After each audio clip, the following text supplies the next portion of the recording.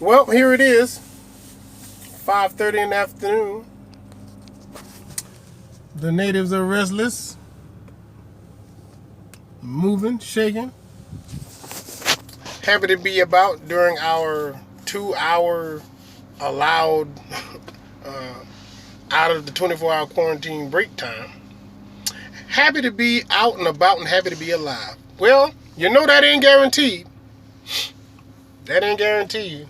God bless all the people personally, internationally, locally, directly and indirectly, as to another murder of a person at the hands of the police. Minnesota, you did one bang up job of putting it right back in everyone's face that it doesn't matter what you do or what you don't do. Cuffed, uncuffed, armed or unarmed, your jobs are not being done properly. Lethal force is a last resort. And if you don't know if you're using lethal force or not until it's too late, well, then you were probably bad at your job long before now, and it just got overlooked, and now you put a real big spotlight on yourself. I have to give a notice out to all of my suspects, brothers, all of my fit the description brothers, all the FID members, all the similar characteristics caught on surveillance, all my profile pic brothers. You fit the description, and that's how you're being seen, and you're being handled the same way as if you didn't. It don't matter if you did or didn't, you're getting handled the same way. I'm telling you. And for the 4 policemen that were fired in Minnesota, you're just making it so much harder for policemen who have a job to do and would like to go home to their families every night. That's what you're doing. That's the dark shadow you're casting on everybody in your profession. And it's not enough that you're fired. It's got to be a lot worse. And it probably will be if you ever make it to court. But, you know, you reap what you sow. You reap what you sow. The fact that George Floyd was killed through an asphyxiation from a knee to his neck on camera in front of people, and it being broadcasted and viral and all over the world, how much more difficult is it going to be to get an arrest for somebody who does crime that requires force or necessary force? Necessary force. I don't know. You tell me, because that's the trouble that you just caused for everybody else that has a job to do as a law enforcement official. In the Marine Corps, we had something called policing. You had to police your area. If we were someplace for a certain amount of time, we had to police the area. What that meant you had to clean it up and not make it look like we were never there, but make it look better than when we got there, if possible. But make sure it was definitely in some type of order. You policed yourself. The problem that's happening now is that the police aren't policing themselves. The police are not looking in their own backyard to make sure that, everything is straight before we go out and hit the street. They're not leaving with the right mindset because they're not policing one another, saying, hey man, you good? You all right? Yeah. Okay, you grumbling a lot. I don't know why you're grumbling, but I hope you don't take that shit out on the next person we have to arrest, or give a citation to, or give a warning to, or talk to. If you don't police yourself properly, when you hit the streets, you carry with you your own problems, your own personal issues going on, and that's a sign of unprofessionalism that every job should, teach you or ask that you try to do your best at containing. I don't know why the hell that man felt the need to put George Floyd through the concrete with his knee, because that seemed like what he was trying to do.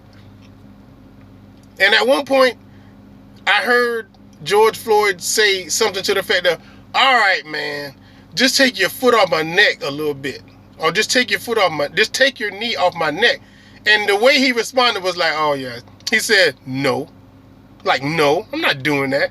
You done caused me to have to be here to do my job today and I don't feel like it.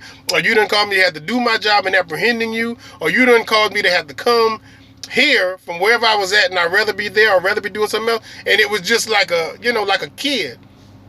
Like, give me back my money. No. Give me back my bike. No. Just like a no, like a spoiled kid's no. Like, no, not now. Not that I don't have to come here. Not that I have to do all of this. No, I'm not going to treat you like a human now. No. Don't ask me to treat you like a human now. No. I'm not doing it. That's what I got from seeing him and seeing his actions live on camera that way and up close. And it was hard to watch. It wasn't like I was enjoying like somebody getting the ass whooped who had a chance. One man's on his back giving him a speech.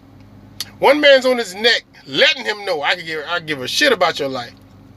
And then a little Korean doorman who looks like a degenerate nephew of the Chinese guy from 2 Live Crew who just hopes you don't approach him.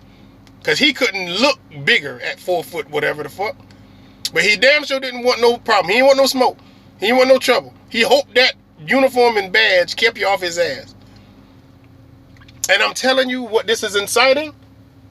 You're inciting those people who were there, those nice Minnesota observers, all of those innocent bystanders. You're inciting the gangs and the groups of people that are going to start being more forceful. You're going to see more of the people gathered after the killings, before the killings, because they feel like they have to. They feel like they have to. They saw a man who they don't know what the hell he did, but what they did see was that when the cops came, shit got real. Not just real professional or was handled by, professionals or handled by the right people came. Like, no, they'll just kill you. So that's what it's going to start looking like. And you got to expect that's just the natural course of this is what you sowed and this is what you're going to reap. That's what you're going to get. And I don't think anyone is prepared for that, because those groups are not going to just, stand by and see people like them treated that way, or see people like them apprehended that way. Sometimes it's just rough. You just don't want to accept it. Or if you're sick, or if you have a mental disability, okay, that's even handled a certain way.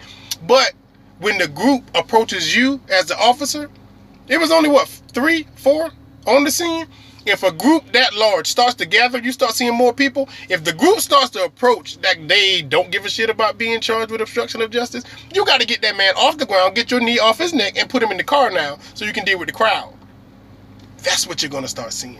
The crowd's going to be more people that are thinking. Like, if we get involved as a group, you ain't going to get many of us. You might not get none of us. But at least you won't be killing that brother there. You won't be doing the Eric Gardner, I can't breathe speech. You won't be doing that, because we're not going to let you. You've held him in that position, asphyxiating his breathing for long enough. Okay, now get him up, lock him, get him up, put him in the car. Why are you still on his neck? And why is that reverend that's on his back still preaching and teaching, telling, man, you need to stop? I told you. Now I want to give up. Now I want to make myself totally submissive to whatever it is you want. Okay, well, you win. Now put me in the fucking car. Let's go.